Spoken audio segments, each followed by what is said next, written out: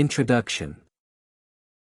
Curriculum development is an important process that requires the participation of all the stakeholders. Individuals participate in curriculum development in their capacity as stakeholders, and they should have their functions clearly defined. Teachers. According to Haladyna and Thomas, the teachers should be in charge of collecting current information that would be included in the curriculum reform process. The teachers will provide the specific objectives that should be achieved by the curriculum in class. The teachers would be involved in collaborative research on curriculum activities. Teachers will provide guidance to students and principals on the important areas. Teachers will also participate in training so as to meet requirements of the curriculum. They would be involved in ongoing staff professional development. The teachers would play the leadership role in the school setting by coordinating reform activities. They would be very significant in interpreting the curriculum development process to the individual learners to ensure their participation. Students. Being the main targets for curriculum development, their functions would include views on specific areas of interests. The students would also highlight talents they feel are important in their lives. Students will be required to identify activities they wish to be included in the curriculum. The students would be expected to identify the various motivational areas that can be used to improve learning in the new curriculum. The student would play the role of identifying and defining the exact levels of expectation in the curriculum. Content specialists. They would play the role of enriching the new content to ensure that it suits the market demands.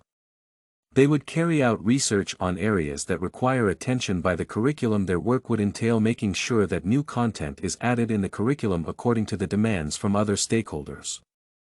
They would be in charge of publishing the new materials that would have been included in the new curriculum. School heads. They would give direction on budgetary matters of the curriculum.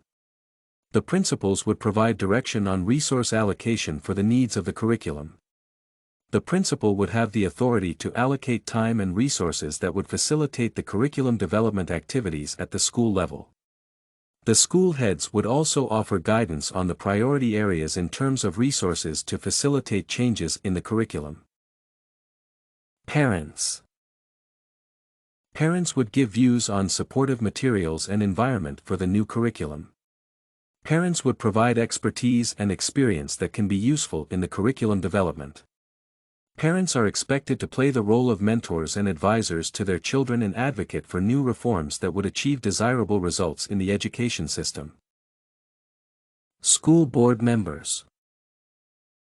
The school board members would be expected to provide support and advocate for changes in the curriculum in their respective schools. They would be in charge of seeking public support to facilitate changes in the curriculum. Policymakers. As mentioned by Prevost, policymakers should have the authority to put in place policies that would oversee research into curriculum areas of priority. They would also be in charge of effecting changes in the curriculum at the higher level. They would advocate for champions for reforms in the education system by ensuring that government policy is changed in favor of what is proposed by the majority of the stakeholders.